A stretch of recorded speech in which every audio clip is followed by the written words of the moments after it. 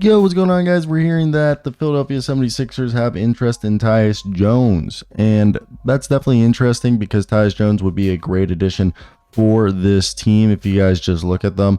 So this year, the 76ers are 23 and 13. They're second in the Atlantic Division, third in the East. They're the sixth best offensive rating at 119.8, the fifth best defense at 112, and second best net rating with plus 7.8, and 16th in 3-point percentage at 36.6. They're trying to get that number definitely up, and they have a bunch of scorers. 26 points a night from Tyrese, 34, basically 35 points a night from Joel Embiid, 12 from the Anthony Milton, 17.5 from Tobias Harris, 13.5 from Kelly Oubre. And now behind that, Pat Bev hasn't been as, ideal for them as they thought, and Nick Batum and Robert Covington are great defenders, but they don't offer much scoring anymore.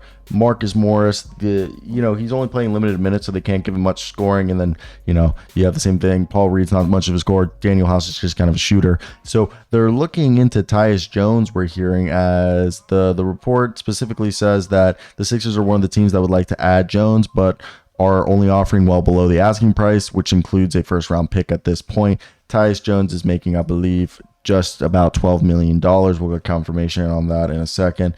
But if they were really serious about making a deal like this, Tyus Jones, like I said, is making 14, my apology, not 12. And it is kind of difficult to envision a world where they can get to that 12 million without giving up someone that they really like. And I mean, they wouldn't have to give up someone they really like. It would be Marcus Morris, and Marcus Morris just got keys to the city, but maybe they do. So in my opinion, the easiest deal would be Marcus Morris. The second easiest deal would be a package of Furkan Korkmaz, Daniel House, and Mo Bamba and Jaden Springer, something along those lines.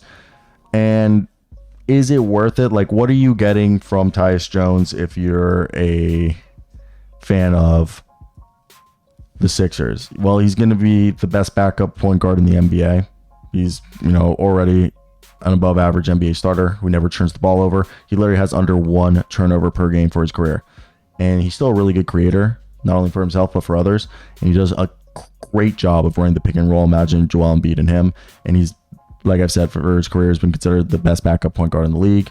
He's a good three-point shooter. Yeah, he's kind of small and doesn't have much athleticism at 6 foot, 185 pounds, as he's a very much below the rim player. And he tries defensively, but he can only do so much because of the physical limitations. But he's a great locker room guy. So I want to hear your guys' thoughts. What do you guys think? The rest is reports that of who this Sixers could potentially trade.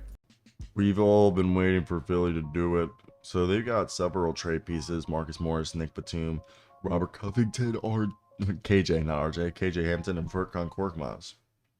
Now, why would they trade those players? So Philadelphia has all their expiring contracts mainly, and that they could be used to create cap space this offseason, or they could use it to dangle as trade bait for teams looking to make a salary dump.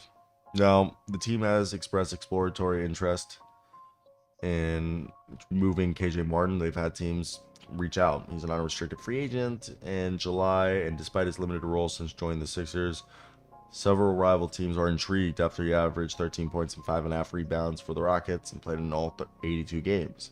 Furkan Korkmaz, the man who wanted to be part of the Clippers team, but both sides agreed that it'd be best if he wasn't, is also a trade candidate if the Sixers want to avoid the luxury tax and move his $5.37 million salary cap to a team with cap space.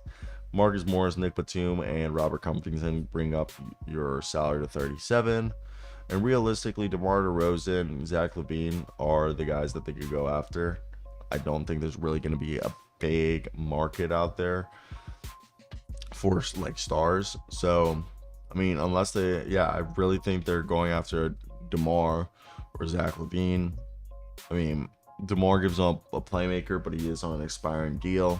That is the big problem right there when you're thinking about going after DeMar. But it's only making 28, so theoretically Marcus Morris packaged with Furkan Korkmaz, and I believe you can get away with it if it's, let me just specifically do this, $28 million, so you need to match it because they're an over the cap team. So Marcus Morris with Furkan Korkmaz brings you to about 22, which means you're about 6 million short, which means Daniel House packaged with Daniel House, Furkan Korkmaz right there brings you about 9.6 or 9.7 So Marcus Morris, that's 26.8, and then you can throw in Jaden Springer as a sweetener, and that brings you to about $29 million right there. So Jaden Springer, Furkan Korkmaz, and Daniel House and Marcus Morris, those 4 players for DeMar DeRozan. Maybe throw in like 1 pick that you could walk away with, actually like a realistic deal right there. That's like not a bad deal whatsoever. What do you guys think? Okay, like Philadelphia is definitely a funny team.